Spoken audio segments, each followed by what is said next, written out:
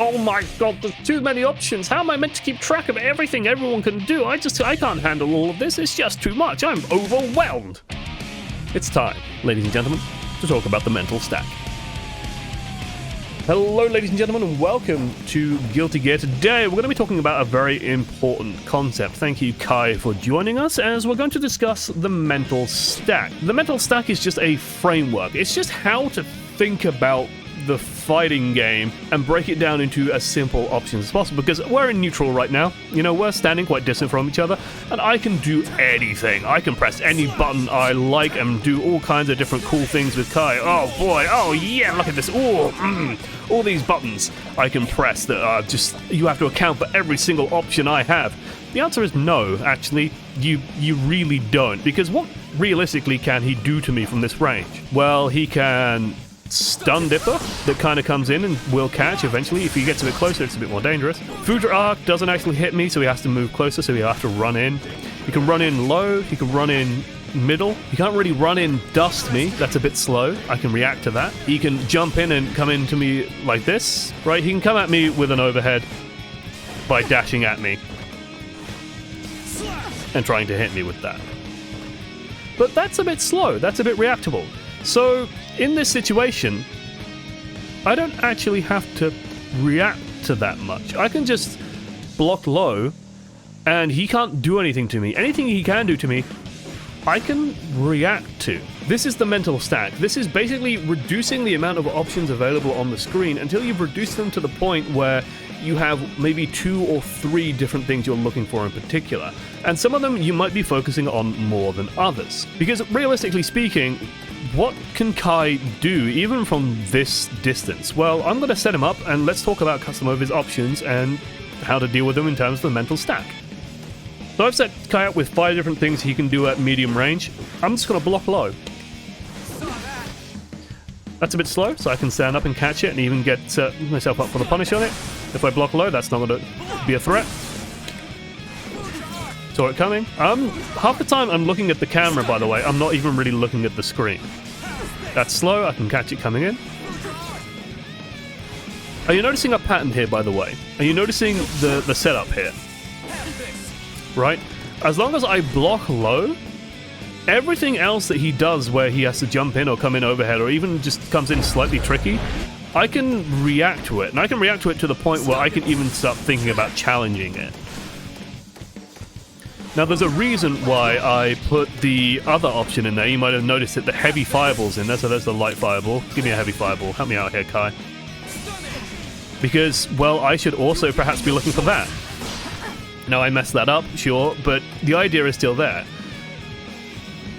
We've gone through a few layers of mental stack already. So the first thing we're doing is we've simplified our mental stack to the point where it's incredibly simple, but we're just always on defense, right? If I just crouch block, anything he does where he comes in through the air, I can react to. I can just see it coming physically by watching Kai. As long as I make sure that I am watching Kai and not staring at Milia, I am watching Kai. This is a trap new players fall into a lot where they'll look at their own character. You don't need to look at your own character. I'm looking over there. She's kicking. She's doing a dust. She's backstepping. She's jumping. Forward dash, back dash, forward dash, compel. I'm in control of her. I know what she's doing at any given time because I've got this, right? She does what I tell her to do. It's the incredible power of fighting games. I don't need to watch Milia. I need to watch Kai. And as long as I'm watching Kai, I can see what's coming and block accordingly. And as long as I can react to it, well, hey, maybe I can get options out of it. And once we realize that, okay, if I just block low and watch him, I can catch him doing things. Then we can add a third layer to our mental stack. So first it was block low, and then block high if he jumps in or Foudre arcs, so we get our turn. Or if he does a heavy fireball, I can actually engage on him from this range. The third thing. So that's all we're looking for, and we've just pared things down to 3 options. 2 of those options we can react to, so really we're only looking for one option in terms of what's actually happening. I don't have to change anything in the event that he just comes in and does a low.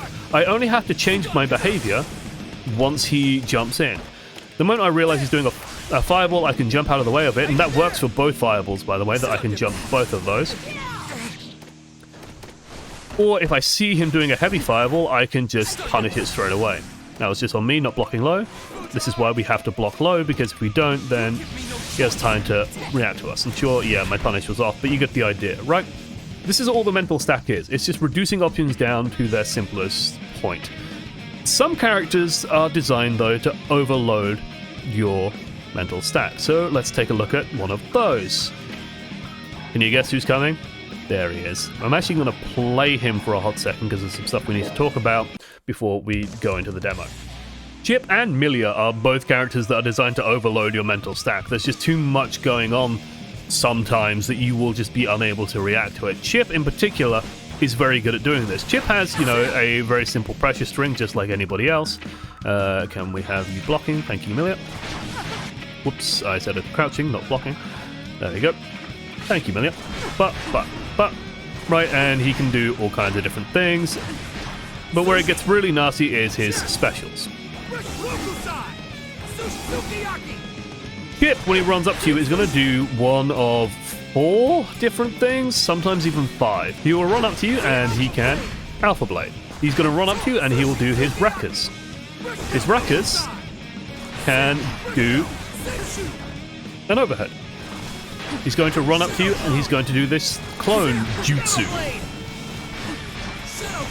And then try and take another turn afterwards. He's going to run up to you and do this, and do a command grab.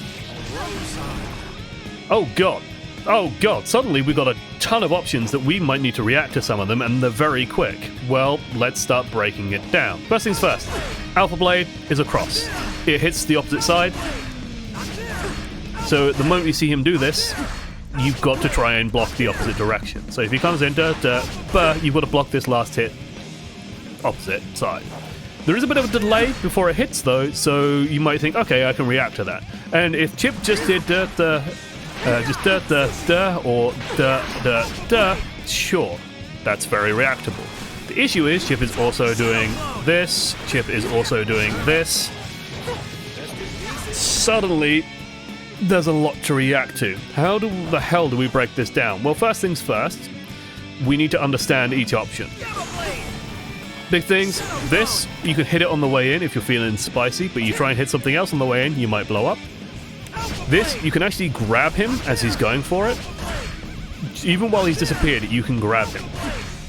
The Wreckers, the important thing about the Wreckers is he can't do the overhead without first doing this. So he can do this, he can do this, but he can't just go banzai and just jump over and hit you with an overhead out of nothing, right?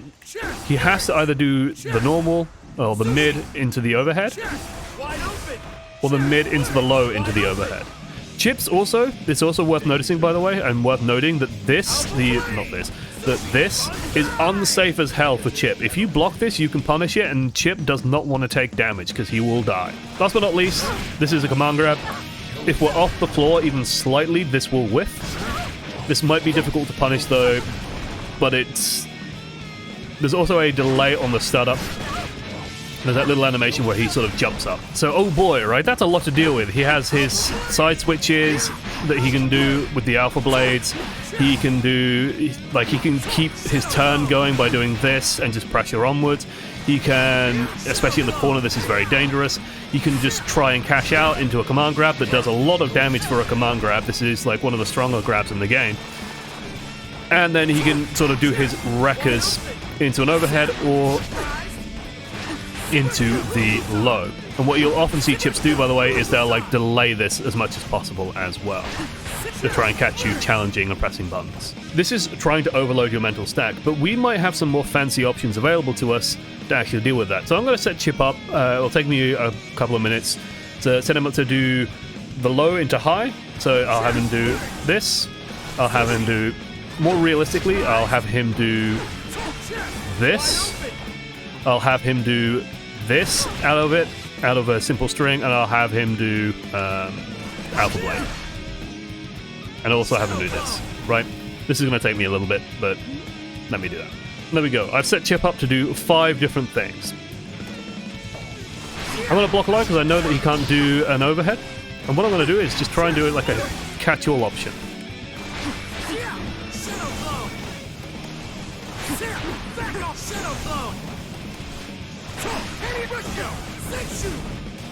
You might notice a pattern developing.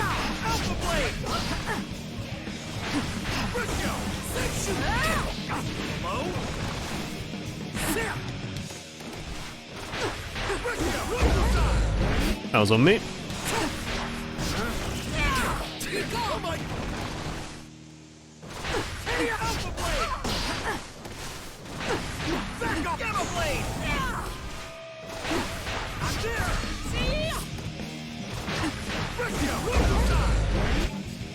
I'm still bad at this, but what I'm trying to do is do what's called a fuzzy jump. Now, fuzzy has a few different meanings in fighting games, but the one that we're interested in right now is a fuzzy input. Is basically you're trying to block for the first frame or for as few frames as possible to take the hit and then jump afterwards. So you only actually need to block for a single frame to start the block. The moment your character can act, they will then jump. So if I just hold back and then hold back and up, I'll actually beat 4 out of 5 of these options, I think, and he's repeatedly doing the one that beats that. There we go. I am out.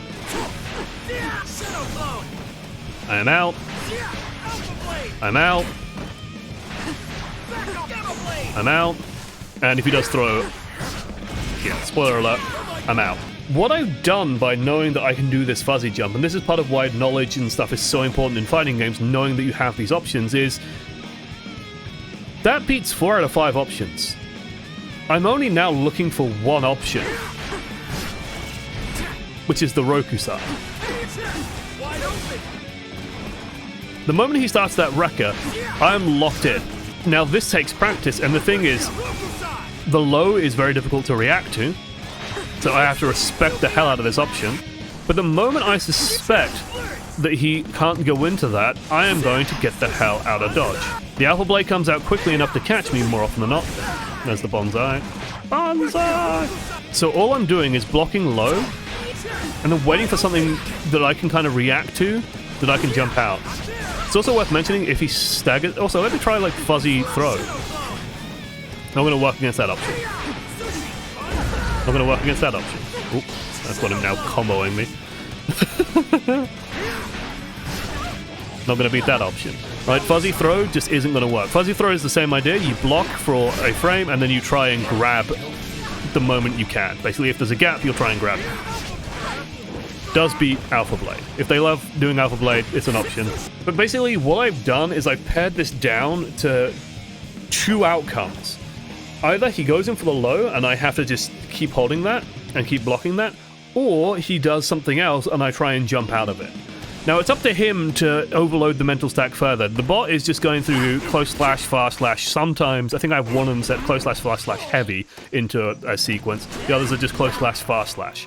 If he starts doing close slash, crouching slash, heavy, close slash, crouching heavy, all these different options, if he puts in command normals, I don't know if he can or not, but if, let's say he can do that, suddenly I'm looking for so many more things. If his offense is static and stagnant, though, then that's a real problem. This is literally a problem I have. I'm not overloading my opponent's mental stack enough because I'm going to this sequence every single time I play. The result is my opponents now know that they can fuzzy throw out of this sequence, they can fuzzy throw out of this sequence, and as long as they're careful, they won't be hit by that, right? That's kind of my problem. That's my big weakness. Whereas I could be doing things where I can just jump out of this and continue pressure. I can do this instead, and or I can just do this, and suddenly they have a different string to kind of worry about. I can do... Oh, I can do this if I can get it right. There we go. There are options and tricks available to me where I can vary up what they need to do in response to it and try and overload their mental stack. The final thing we're going to talk about is resetting the mental stack. So I've got Ram here, and the thing with Milia is I go for these hard knockdowns on the 2D and look for the sweep, right? That's what I'm looking for half the time. I'm hunting for this option to come out, sweep them, and then I set up my disc Oki and can do a bunch of cool things to them that will mess them up. They have to almost guess because reacting to what Milia is doing is extremely difficult. Simultaneously, I have to do the same thing, and I have to assess what their options are incredibly quickly.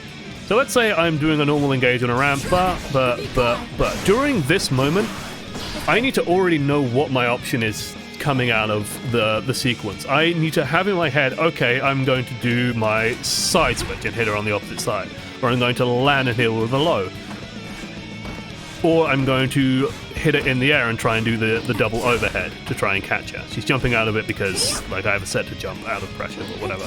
You get the idea. Double overhead, there we go. To try and catch her, blocking overhead and then blocking low. She is just trying to guess what I'm doing, right? That's all that's up to her. But I also have to keep stock of, does she have burst available? Does she have meter available? Does she have high or low health? If she has low health, really low health, I might just go for a grab. I might try and set up the Oki again by going for a more complicated setup, which is the side switch low. Where you do this, you swap sides, and then you go low. And if she blocks that, that's well done her, because that's very difficult to block. All you will get out of this is just going but, and you'll get another knockdown on her, but that's all you are really after in that case. Let me abuse Ram for a hot second, because there is something important that I also need to be considering during these moments, right? Which is that if I run in and do my setup, I need to check very quickly, does she have meter? Because if she does, my options have to change, and I need to be able to read on the combo route in, oh, she doesn't have enough meter to do Morto Bato. Every round on the planet loves using that ability. I need to assess, as she's getting knocked down, does she have meter? Do I have meter? Does she have burst? How's my health?